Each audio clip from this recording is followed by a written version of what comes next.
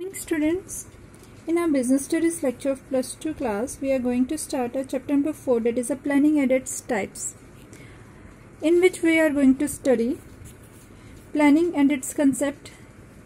In planning and its concept, it includes meaning, definition, features, importance of planning, limitation of planning, and planning process.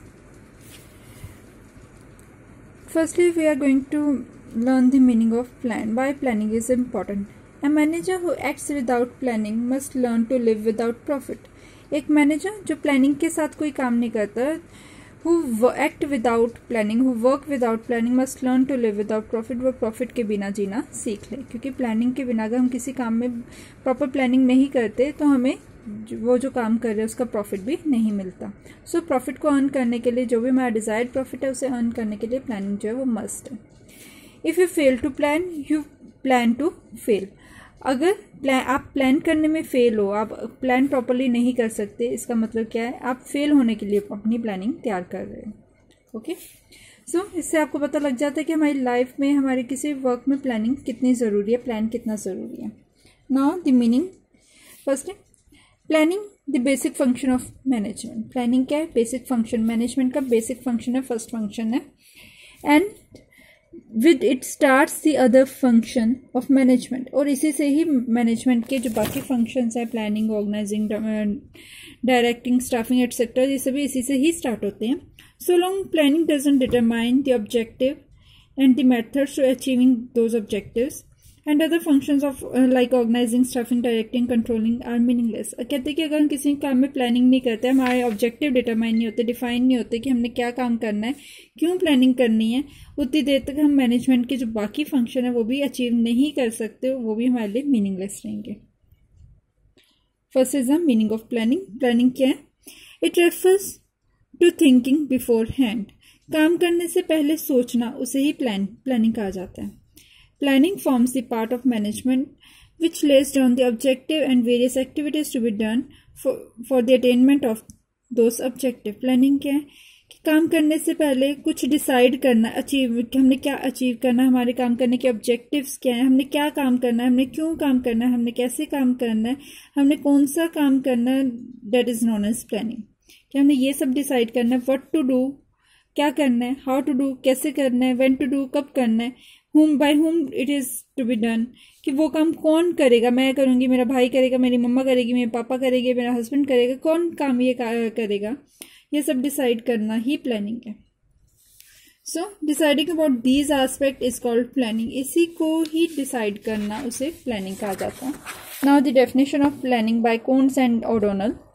Planning is deciding in advance what to do, how to do, when to do and who is to do it. कि planning क्या है? ये decide करना, क्या करना है, कैसे करना है, क्यों करना है, कब करना है, किसने करना है, उसे ही प्लानिंग कहा जाता है. और हम हाइमन की भी डेफिनेशन कर सकते हैं. Planning is deciding in advance what is to be done. Planning, काम करने से पहले सोचने को, डिसाइड करने को ही प्लानिंग कहा जाता है कि हमने क्या करना है, कैसे करना है, etcetera. Next is the features of planning. Planning के फीचर्स क्या है? Planning focuses on achieving objectives. कि हमने क्या ऑब्जेक्टिव्स अचीव करने नियर फ्यूचर में, हमने क्यों क्या मतलब, अगर हमने स्कूल जाना है, या हमने स्कूल खोल रहे हैं, या हम ट्यूशन सेंटर खोल रहे हैं, तो उसके लिए प्लानिंग करना, हमने कैसे काम करना, हमारे ऑब्जेक्टिव्स क्या रहेंगे, उसे क्या कहा जाता है? प्लानिंग करना. Planning is the primary function of management. Management का कोई भी काम करने के लिए हमें प्लानिंग की ज़रूरत होती है. अगर हम प्लानिंग नहीं करेंगे, हमने ट्रिप पे जाना है, हमने उसके लिए प्लानिंग नहीं की, हमने कहाँ पे जाना है, हमने कैसे जाना है, हमने बस से जाना है या कार से जाना है, या फिर हमने कितने बच्चों को लेके जाना है, किस किस टीचर को साथ लेके जाना है, कौन हमारा बस ड्राइवर होगा, कौन वहाँ का कंडक्टर होगा, कौन हमें गाइड करेगा, हमने कहाँ पे जाना है, कैसे जाना है, उस लोकेशन के बारे में गाइड करेगा, तो हम अपनी एक्टिविटीज़ को कंट्रोल भी नहीं कर सकते. सो अपनी पूरी मैनेजमेंट की जो एक्टिविटीज़ है उसे परफॉर्म करने के लिए प्लान की ज़रूरत होती है. Third point is planning is pervasive. Planning is pervasive का मतलब क्या है? कि प्लानिंग जो है वो सर्वव्यापी है. सर्वव्यापी मतलब हर स्टेप पे आने वाली, हर जगह पे यूज़ होने वाली चीज़ है. अगर हम कहें कि घर पे प्लानिंग नहीं होती, ऐसा कुछ नहीं है. घरों में भी प्लानिंग होती है, स्कूल्स में भी प्लानिंग होती है, ऑफिसेज में भी प्लानिंग होती है. अगर हमने ट्रिप पे जाना है तो भी हम प्लानिंग करते हैं. अगर हमने अपने कहें कि हमने रिश्तेदार के घर जाना है तो भी हम उसके लिए प्लान करते हैं. और अगर हम ऑर्गेनाइजेशंस में बात करें, या फिर बिजनेसेस में बात करें, स्कूल्स में बात करें, तो ये सिर्फ ऐसा नहीं है कि सिर्फ प्रिंसिपल प्लानिंग करेंगे या सिर्फ टॉप लेवल मैनेजमेंट ऑफिसेज में प्लानिंग करेगी या फैक्ट्रीज में जो टॉप डायरेक्टर्स है या प्रोड्यूसर्स है सिर्फ वही प्लानिंग करेंगे, बल्कि प्लानिंग जो है हर स्टेप में, चाहे वो मिडिल लेवल है, चाहे वो लोअर लेवल है, चाहे वो अपर लेवल है, या फिर स्कूल में अगर बात करें तो चाहे वो प्रिंसिपल है, चाहे वो टीचर्स है, चाहे वो स्टूडेंट्स है, हर किसी को प्लानिंग जो है करनी पड़ती है अपनी एक्टिविटीज़, अपने ऑब्जेक्टिव्स को अचीव करने के लिए। सो प्लानिंग इज़ परवेसिव, वो हर जगह पर यूज़ होती है। Next is a planning is continuous. ऐसा नहीं है कि प्लान करने के बाद प्लानिंग जो है वो ख़त्म हो जाती है। प्लानिंग पहले जो प्लानिंग है वो दो तरह की प्लानिंग होती है, एक होती है लॉन्ग टर्म प्लानिंग, एक होती है short term planning. Long term planning क्या होती है, जो हमें ओवरऑल ऑब्जेक्टिव के बारे में बताती है कि हम बता दिया हाँ हमने स्कूल खोलना है या हमने ऑर्गेनाइजेशन खोलनी है और इसके मेन ऑब्जेक्टिव है हमने प्रॉफिट अर्न करना है, हमने सोसाइटी के वेलफेयर के लिए काम करना है और हमने ये प्रोडक्ट प्रोड्यूस करना है। ये तो हो गई लॉन्ग टर्म प्लानिंग। अब कंटिन्यूस प्रोसेस कैसी है, क्योंकि हमें छोटे छोटे प्लान डेली बेसिस पे जो हमने काम करने हैं उनकी एक्टिविटीज़ को भी प्लान करना पड़ता है।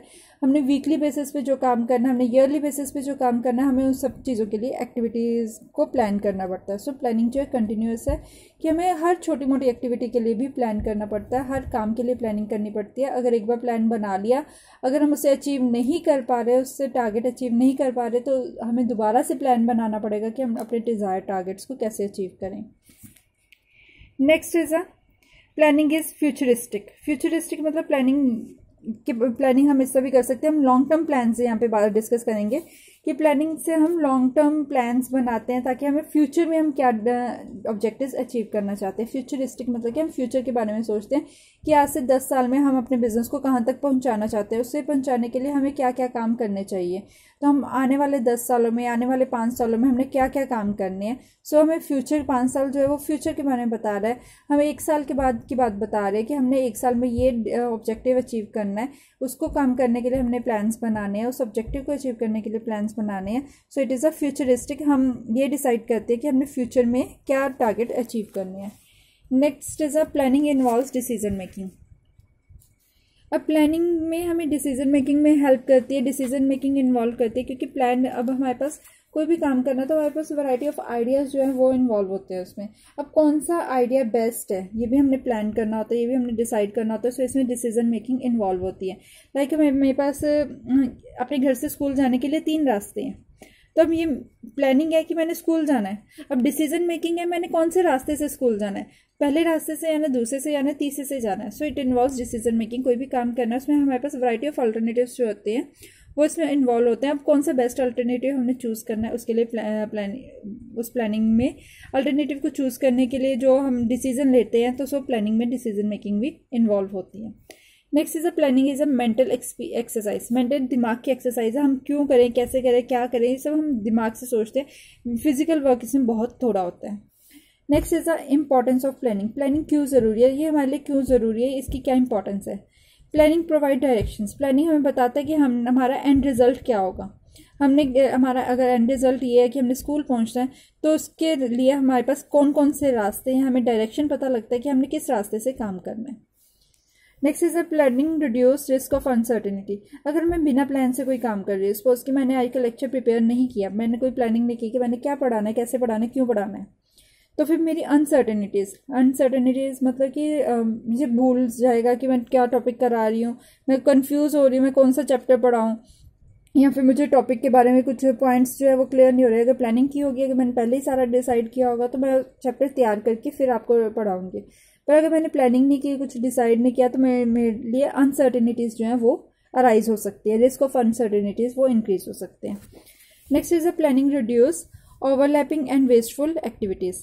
अगर हमने प्रॉपर प्लानिंग की हुई है, कोई भी काम करने के लिए प्रॉपर प्लानिंग की है कि हमने काम कैसे करना है, क्यों करना है, किस एक्टिविटीज़ को परफॉर्म करना है, एटसेट्रा, तो ओवरलैपिंग कोई एक्टिविटी जो दोबारा हो रही है, मतलब रिपीट हो रही है कोई एक्टिविटी, तो वो चीज़ नहीं होगी, और मेरी जो एक्टिविटीज़ है वेस्टफुल एक्टिविटीज़ वो भी परफॉर्म नहीं होगी। अगर सपोज कि मैं अभी आपका लेक्चर तैयार कर रही हूँ, तो मेरा लेक्चर 20 to 25 मिनट्स का है, ठीक है। अगर मैंने पहले से इसकी प्लानिंग की होगी तो मैं 20 to 25 मिनट्स में आपको लेक्चर डिलीवर कर दूंगी। तो अगर मैंने पहले से प्लानिंग नहीं की, अगर सपोज कि मैं साथ साथ लर्न कर रही हूँ, फिर पढ़ा रही हूँ आपको, इंग्लिश रीड कर रही हूँ, एक एक वर्ड का मीनिंग डिक्शनरी से ढूंढ के अगर आपको पढ़ा रही हो तो मुझे वही लेक्चर बनाने में, जहाँ पे 20 to 25 मिनट्स लगने थे, वहाँ पे वही लेक्चर तैयार करने में जो 1 आवर या 2 आवर्स लग सकते हैं। मतलब मैंने प्लानिंग नहीं की, जिसकी वजह से मेरी एक्टिविटीज़ जो है वो वेस्ट हो रही हैं।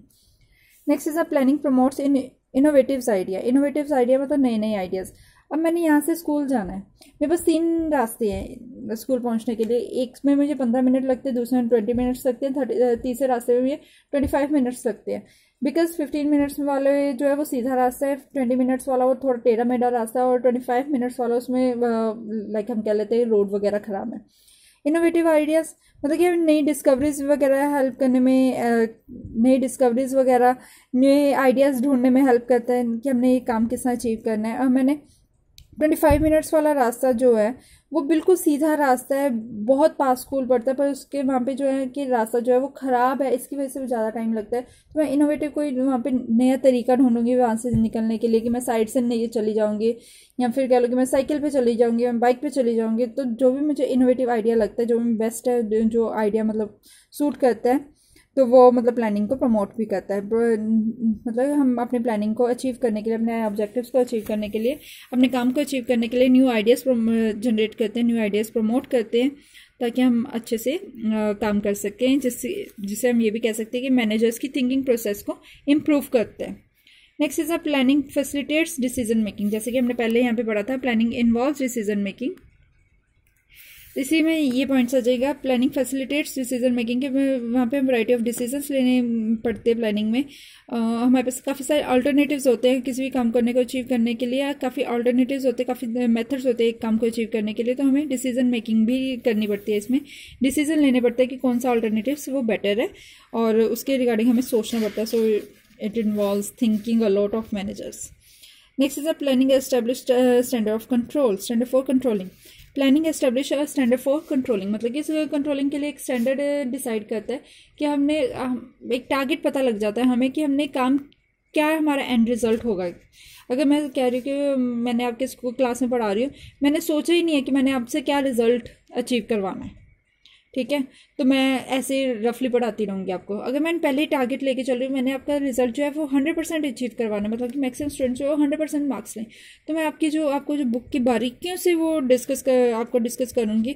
हर चैप्टर जो है डीपली डिस्कस करूँगी, विद एग्जाम्पल्स डिस्कस करूँगी, ताकि आप जब अपना एग्ज़ाम क्रैक करो, एग्ज़ाम दे रहे हो, तो आपको वो एग्जाम्पल्स याद आए, आप वो एग्जाम्पल्स पेपर में लिखो, ताकि आपको मैक्सिमम मार्क्स आए, 100 आउट ऑफ 100 अचीव करो। तो इससे क्या होगा कि प्लानिंग मतलब एक स्टैंडर्ड बताती है कंट्रोलिंग का कि हमने काम कैसा करना है, एंड रिजल्ट हमारा कैसा होना चाहिए। तो हम एंड रिजल्ट को ध्यान में रखते हुए ही सारा काम जो है वो करेंगे, ठीक है। Next point is the limitation of planning. Limitation of planning मतलब प्लानिंग में क्या लिमिटेशंस होती है, क्या यहाँ पे वो प्लानिंग जो है वो रिजिड हो जाती है। Okay, so first point is a planning. So planning creates rigidity. Rigidity मतलब कि प्लानिंग जो है वो रिजिड कर देती है। एक बार हमने प्लान कर लिया तो हम सारा काम उसी के अकॉर्डिंग चलते रहते हैं। हम किसी भी तरह का चेंज जो है वो इसमें इन्वॉल्व नहीं कर पाते, वो इसमें इंट्रोड्यूस नहीं कर पाते। अगर हम चेंज करते हैं तो हमारा एंड रिजल्ट जो है वो चेंज हो जाता है। सो प्लानिंग जो है एक तरह का रिजिडिटी क्रिएट करती है। चेंजेस जो स्मॉल चेंजेस हैं या स्मॉल बिग चेंजेस जो हैं वो हम उसमें इन्वॉल्व नहीं कर सकते। छोटे मोटे चेंजेस जो है वो इन्वॉल्व फिर भी कर लेते हैं, पर जो बड़े चेंजेस हैं वो हम इन्वॉल्व नहीं कर सकते। सपोज हम प्रोडक्शन की बात कर रहे हैं, मैंने ये डिसाइड किया कि मैंने LCDs प्रोड्यूस करनी है, ठीक है, 32 इंचेस LCDs प्रोड्यूस करनी है, ठीक है। माइनर से चेंजेस होंगे तो वो हम एक्सेप्टेबल होते हैं, पर अगर मैं कहूँ कि मैंने साइज ही चेंज कर देना प्रोडक्ट का, 32 से 42 इंचेस की अगर LCDs प्रोड्यूस करनी है, तो मुझे मशीनरीज चेंज हो जाएंगी, मेरे टेक्निक्स चेंज हो जाएगी, तो मतलब मैक्सिमम जो मेजर चेंजेस हैं वो हम नहीं कर पाएंगे, क्योंकि हमारा जो एंड रिजल्ट है वही चेंज हो जाएगा। So for this limited flexibility in planning, both the internal as well as external factors are responsible। जो ये flexibility को limit करता है, प्लानिंग की फ्लेक्सिबिलिटी जो है रिजिडिटी है उसे लिमिट करता है, तो उसको इफेक्ट करने वाले दो फैक्टर्स हैं। They both internal as well external factors are responsible. दो तरह के फैक्टर्स के लिए रिस्पॉन्सिबल है। This facts are called internal external flexibility. तो इन फैक्टर्स को कहा जाता है इंटरनल फ्लेक्सिबिलिटी और एक्सटर्नल इनफ्लेक्सिबिलिटी। इंटरनल इनफ्लेक्सिबिलिटी क्या होती है? At the time of planning the objectives of the organisation, its policy, procedure, rules, programs etcetera are determined. It is very difficult to bring in change in time and again it is all known as internal flexibility. कहते हैं कि जब हम flexibility internal flexibility की बात करें, क्योंकि जब हमने ऑर्गेनाइजेशन के ऑब्जेक्टिव्स डिसाइड कर रहे थे, प्लान कर रहे थे ऑब्जेक्टिव्स के बारे में, उसकी पॉलिसीज़ के बारे में, उसके प्रोसीजर के बारे में, रूल्स रेगुलेशंस के बारे में, उसके प्रोग्राम्स के बारे में, उसी टाइम पे सारी चीज़ें जो है वो डिटरमाइन हो जाती है। और उसके बाद जो है उनमें चेंज करना जो है एक पर्टिकुलर टाइम पीरियड के बाद उनमें चेंज करना बहुत मुश्किल हो जाता है। उसे कहते हैं इंटरनल फ्लेक्सिबिलिटी। ऐसी इनफ्लेक्सिबिलिटी ऐसे चेंजेस जो विद इन द ऑर्गेनाइजेशन होते हैं पर वो नहीं कर पाते। एक्सटर्नल इनफ्लेक्सिबिलिटी क्या होती है? External inflexibility means various external factors that causes limited flexibility in planning. Those factors are beyond the control of the planner. The chief among them are political climate, economic changes, technical changes, natural calamities, policies of the competitor, etc. क्या कि अब कुछ एक factors जो होते हैं जो organisation के बाहर से उन्हें इफेक्ट करते हैं। फॉर एग्जांपल कि कंपटीटर कैसा है, या फिर पॉलिसीज कैसी हैं, पॉलिटिकल क्लाइमेट कैसा है, इकोनॉमिक चेंजेस कैसे, टेक्निकल चेंजेस कैसे। अगर मैं कहती हूँ कि मैं गर्मियों में आइसक्रीम प्रोड्यूस कर रही हूँ, तो मेरा मन है कि मैं अब आइसक्रीम की जगह पे स्वेटर प्रोड्यूस करूं या गर्म पानी का कुछ प्रोड्यूस करूं, पर हमारा जो इन्वायरमेंटल चेंजेस हैं वो डिमांड ही अगर आइसक्रीम की कर रहे हैं, तो मैं वहाँ पे गर्म चीज़ें प्रोड्यूस, चाय वगैरह सेल नहीं कर सकती, गर्म चीज़ें प्रोड्यूस नहीं कर सकती, उसे सेल नहीं कर सकती। सो इस जो फैक्टर बाहर से उन्हें इनफ्लेक्सिबल करते हैं उसे कहते हैं external inflexible. Next is a planning doesn't work in a dynamic environment. जहाँ पे इन्वायरमेंट डायनेमिक है, हर टाइम पे इन्वायरमेंट जो है वो चेंज हो रहा है। मतलब जहाँ पे हम ये कहते हैं कि हमारा फ्यूचर जो है वो अनरियलिस्टिक है, हमें नहीं पता कि कल को क्या हो सकता है। हमें नहीं पता था कि इंडिया में इतना बड़ा लॉकडाउन लगेगा या फिर कोरोना वायरस जैसी कोई महामारी आएगी, कोई प्रॉब्लम आएगी। तो वहाँ पे जो हमारी ऑर्गेनाइजेशन है, स्कूल है, या हमारी लाइफ की जो प्लानिंग है वो सारी हिल गई है। सो प्लानिंग जो है ये डायनेमिक इन्वायरमेंट में वर्क नहीं करती। सपोज कि मैंने प्लानिंग किया हुआ था कि मैं इस साल अपना XYZ टारगेट अचीव करूंगी। सपोज कि मैं कोई कोचिंग सेंटर स्टार्ट करूंगी या फिर मैं कोई और कोई बिजनेस स्टार्ट करूंगी, पर लॉकडाउन के चलते मैं वो नहीं कर पा रही। तो मतलब कि जो मैंने प्लानिंग की हुई थी वो सारी ख़राब हो गई है। विच मीन्स प्लानिंग जो है वो डायनेमिक इन्वायरमेंट में, चेंजिंग इन्वायरमेंट में एग्जिस्ट नहीं करती। Next is a planning reduce creativity. Planning जो है वो क्रिएटिविटी रिड्यूस करती है कि हम एक जो हमने डिसाइड किया हम उसी के अकॉर्डिंग चलते रहते हैं। जो हमारे क्रिएटिव आइडियाज़ है हम उस पर वर्क नहीं कर पाते। Next is a planning involve huge cost. Huge cost कैसे इन्वॉल्व करती है कि हमने लॉन्ग टर्म प्लान्स जो है, हमने जो planning is a small work. Planning जो खुद जो है वो बहुत ही छोटा काम है। मैंने डिसाइड कर लिया कि मैंने एक बिज़नेस स्टार्ट करना है, पर उसके लिए काफ़ी बड़ी कॉस्ट लगती है कि बिज़नेस तो मैंने करना है, पर कौन सा बिज़नेस करना है, कैसा बिज़नेस करना है, वो सब कुछ मैंने डिसाइड कर लिया। पर उसके लिए अब इन्वेस्टमेंट भी चाहिए, जगह चाहिए, बिल्डिंग चाहिए, लेबर चाहिए, मशीनरी चाहिए। तो ये सब चीज़ों के लिए क्या ह्यूज कॉस्ट जो है वो लगती है। सो प्लानिंग के लिए हम किसी भी चीज़ की प्लानिंग कर रहे हैं तो उसके लिए हमें ह्यूज कॉस्ट जो है इन्वॉल्व करनी पड़ती है। Next is a planning is a time consuming process. अगर हमारे पास सपोज की प्रॉपर हमें नॉलेज नहीं है, तो प्लानिंग करने से पहले हमें उसके लिए हमें प्रॉपर नॉलेज, उस प्रोडक्ट के बारे में, उस एक्टिविटी के बारे में प्रॉपर नॉलेज का होना ज़रूरी है।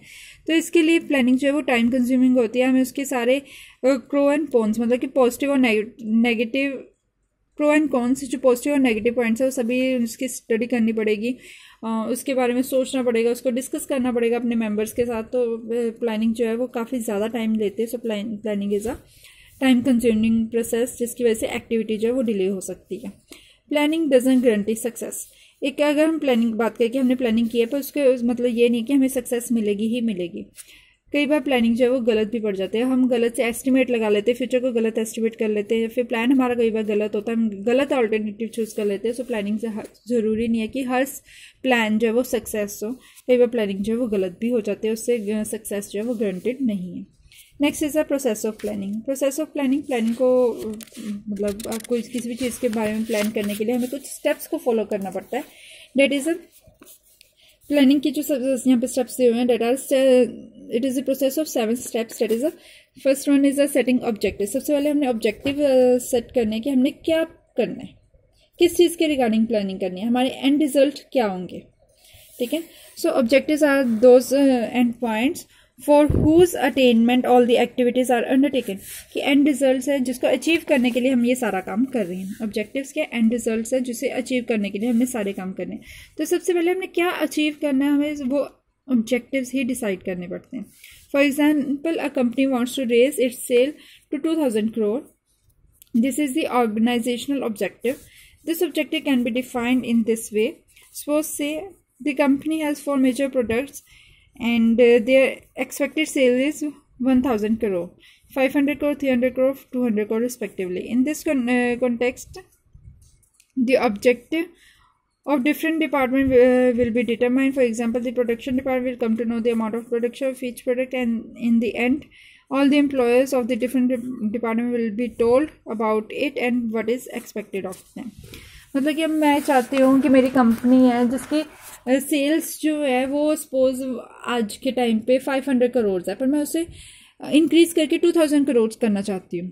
तो सबसे पहले मैं क्या करूँगी कि मैंने आपको बता दिया कि मेरे कंपनी के 4 प्रोडक्ट्स हैं। मैं एक प्रोडक्ट की जो सेल है, जब उसकी जो सेल थी वो पहले थी 100 करोड़, उसे मैं 1000 करोड़ तक इंक्रीज करना चाहती हूँ। दूसरे प्रोडक्ट की सेल मैं 500 करोड़ तक इंक्रीज करना चाहती हूँ। तीसरे प्रोडक्ट की सेल 300 करोड़ तक इंक्रीज करना चाहती हूँ। और फोर्थ प्रोडक्ट की जो सेल है वो 200 करोड़ तक इंक्रीज करना चाहती हूँ। सो अब मेरा काम क्या है, मैंने ये बता दिया, ऑब्जेक्टिव बता दिया, मैंने अपना ऑब्जेक्टिव सेट कर लिया कि मैंने सेल्स जो है वो 200 करोड़ तक अचीव करनी है, ये मेरा ऑब्जेक्टिव है। ठीक है, तो मैं क्या करूँगी, इसके लिए प्रोडक्शन डिपार्टमेंट को, अलग अलग डिपार्टमेंट्स को कहूँगी कि आपने प्रोडक्ट के क्या खर्चे हो रहे हैं या उस पर क्या कॉस्ट लगेगी, आपने किस तरह सेल्स इंक्रीज करने, एटसेट्रा एटसेट्रा। तो ये उसके आगे वर्किंग है कि ऑब्जेक्टिव मैंने डिसाइड कर लिया, लॉन्ग टर्म ऑब्जेक्टिव जो मैंने डिसाइड कर लिया, उसके रिगार्डिंग अब छोटे छोटे प्लान जो है वो बनाए जाएंगे। Next is a developing premises. Developing premises क्या होता है? It refers to make a certain assumption about the future, कि फ्यूचर में क्या हो सकता है, कि कोई कैपिटल रिलेटेड कोई प्रॉब्लम आ सकती है। The basis of planning are those factors assumptions that influence the possible result of different alternatives. अब मैंने क्या कि फ्यूचर के बारे में या कुछ और फैक्टर्स के बारे में उसकी स्टडी करनी है जो कि मेरे डिसीजन को, मेरे रिजल्ट को इफेक्ट करता है। मैं ये यहाँ पे ये कह सकती हूँ कि अब इसमें क्या, मैं सारे ऑल्टरनेटिव्स की स्टडी करूँगी। ये अब मैं देख रही हूँ कि मैं कोई भी डिसीजन लेने से पहले, मैं कह रही हूँ स्कूल जाना है, तो कोई स्कूल जाने का जो फाइनल डिसीजन है वो लेने से पहले मैं क्या देखूँगी कि यहीं बारिश तो नहीं हो जाएगी, कहीं मेरे कपड़े गंदे तो नहीं हो जाएंगे बारिश की वजह से, कहीं धूप तो ज़्यादा तो नहीं हो जाएगी। तो ये क्या है, ये मेरे एंड रिजल्ट को अचीव करने में प्रॉब्लम्स जो क्रिएटर है, तो मैंने उनकी स्टडी है कि प्रॉब्लम जो मेरे एंड रिजल्ट को अचीव करने में जो प्रॉब्लम्स आने के चांसेस है, मैं उनकी स्टडी करूँगी। उसे कहते हैं डेवलपिंग प्रीमाइसेस, कि जो प्रॉब्लम्स आ सकती हैं उसके बारे में स्टडी करना। अब 2 तरह की प्रॉब्लम्स हो सकते हैं, 2 तरह के प्रीमाइसेस हो सकते हैं, that is internal premises and external premises. Internal premises मतलब कि मुझे कोई कैपिटल रिलेटेड प्रॉब्लम तो नहीं आ सकती, लेबर की कोई प्रॉब्लम तो नहीं आएगी, रॉ मटेरियल तो नहीं मेरा टाइम से पहले खत्म हो जाएगा, कहीं मेरी मशीनरी तो नहीं खराब हो जाएगी। तो मैं इसके रिलेटेड सारी अजम्पशंस जो है, जो कहते हैं एक अंदाज़ा जो है वो लगा के रख सकती हूँ कि मुझे इस पर क्या कॉस्ट बेयर करनी पड़ सकती है, या अगर इस तरह की कोई प्रॉब्लम आ गई तो मैं उसे कैसे सॉल्व करूँगी। और सेकंड टाइप है एक्सटर्नल प्रीमाइसेस। एक्सटर्नल प्रीमाइसेस में जो कंपनी से बाहर की प्रॉब्लम है वो हम डिस्कस करेंगे। That is a government policy, government की कहीं अगर पॉलिसी चेंज हो गई तो कहीं में प्रोडक्शन बंद ना हो जाए, या बिजनेस कंपटीशन, कहीं में कोई न्यू कंपटीटर ना आ जाए, अगर कोई कंपटीटर आ गया तो मैं उससे कैसे डील करूँगी, या फिर टेस्ट, कस्टमर की कोई टेस्ट है वो ना चेंज हो जाए, या टैक्सेस वगैरह के रेट, इंटरेस्ट लोगों के वो ख़त्म ना हो जाए, तो मेरे प्रोडक्ट का क्या हाल होगा, या सेल होगी या नहीं होगी। तो हम इसके बारे में इसमें डिस्कस करते हैं। Next is identifying alternative cost of action. एक काम को अचीव करने के लिए सिर्फ एक ही तरीका नहीं होता, बल्कि कई मेथड होते हैं एक काम को अचीव करने के लिए, एक टारगेट को अचीव करने के लिए। हमने वो टारगेट्स को है, उन्हें एक टारगेट को अचीव करने के लिए जो डिफरेंट मेथड्स हैं, जो डिफरेंट ऑल्टरनेटिव्स हैं, उन सबकी स्टडी करनी है, आइडेंटिफाई करना है, चेक करना है कि क्या क्या मेथड्स हैं हमें एक काम को अचीव करने के लिए, हमारे पास डिफरेंट मेथड्स कौन कौन से हैं। Next is evaluating alternative courses. फिर हमने चेक करना है कि जो हमने अलग अलग मेथड्स चेक किए हैं एक काम को अचीव करने के लिए, जो अलग अलग मेथड्स हमने चेक किए हैं उनमें से बेस्ट ऑल्टरनेटिव कौन सा है, उनको मार्किंग करनी है, उनको रैंकिंग देनी है, और फिर चेक करना है कि बेस्ट जो है वो कौन सा है। बेस्ट चूज़ करने के बाद select an alternative. Best choose करने के बाद हमने ये चेक करना है कि जो बेस्ट है क्या वो हमारे बिजनेस के लिए सही है। अगर सही है तो ठीक है, अगर नहीं सही तो हमने अपने बिजनेस को ध्यान में रखते हुए, अपने काम को ध्यान में रखते हुए, अपने एंड रिजल्ट को ध्यान में रखते हुए चेक करना है कि हमारे लिए कौन सा अल्टरनेटिव जो है वो बेस्ट है। हमने फिर उसके अकॉर्डिंग हमने उसके मेरिट्स और डीमेरिट्स के अकॉर्डिंग उनको चेक करते हुए हमने अपने लिए जो बेस्ट है वो अल्टरनेटिव सेलेक्ट करना है। Next is implementing the plan. फिर हमने प्लान को इम्प्लीमेंट करना है। प्लान जो हमने प्लानिंग है वो कर लेनी है, उसके अकॉर्डिंग जो है नेक्स्ट स्टेप स्टार्ट करने शुरू कर देने हैं कि कौन क्या काम करेगा, कैसे करेगा, कौन कौन सी एक्टिविटी परफॉर्म करेगा, ये सब हमने डिसाइड करना है। Next is a follow up action. Follow up action क्या होता है कि जब हमने सब कुछ डिसाइड कर लिया कि कौन क्या काम करेगा, कैसे करेगा, उसी के अकॉर्डिंग हमने अपने नेक्स्ट स्टेप्स जो है वो स्टार्ट कर देने हैं। प्लानिंग क्योंकि प्लानिंग है ये तो खत्म होगी नहीं, ये तो एंड तक जितने तक प्रोडक्ट बन नहीं जाता तब तक चलती रहेगी। सो फॉलोअप एक्शन क्या है, उसको ध्यान में रखते हुए जो हमने मेन प्लान बना लिया, स्ट्रेटेजी बना ली, जो मेजर लॉन्ग टर्म प्लान है वो बना लिया, उसी को ध्यान में रखते हैं हमने छोटे छोटे प्लान्स बनाते जाना और उसके अकॉर्डिंग काम करते जाना है। Next is the types of plan, जो कि आपके सिलेबस का पार्ट नहीं, पर फिर भी हम 1 मार्क क्वेश्चन के लिए एक बार इसे तैयार कर लेंगे। प्लान जो है वो 2 तरह का होता है, standing plan, repeatedly use plan, और second is the single use और स्पेशल और एडहॉक प्लान्स। स्टैंडिंग प्लान्स वो प्लान है जो हम एक बार बनाते हैं और जो कई बार यूज होता रहता है। लाइक कि आपके एग्जाम्स की प्लानिंग है, एक बार प्लानिंग कर ली कि हमने दिसंबर में प्लान लेना है और कई सालों तक दिसंबर में एग्जाम होते जा रहे हैं, मतलब कि कई सालों तक वो प्लान यूज होता जा रहा है। It refers to a plan that is ongoing and provide guidance for repeatedly performance actions in an organisation. जो एक बार हम प्लान बना लेते हैं और कई बार उसको हम यूज कर लेते हैं उसी प्लान को, या वो हमें गाइडेंस प्रोवाइड करता है, सेम प्लान हम ऑर्गेनाइजेशन में यूज कर लेते हैं। Second is a single use plan, ऐसा प्लान जो सिर्फ एक या कोई पर्टिकुलर सिचुएशन के लिए ही बनाया जाता है जिसे हम दोबारा यूज नहीं कर पाते, that is a single use plan. With this हमारा जो चैप्टर है प्लानिंग वाला वो खत्म होता है और आप लोगों ने ये चैप्टर रीड करना है।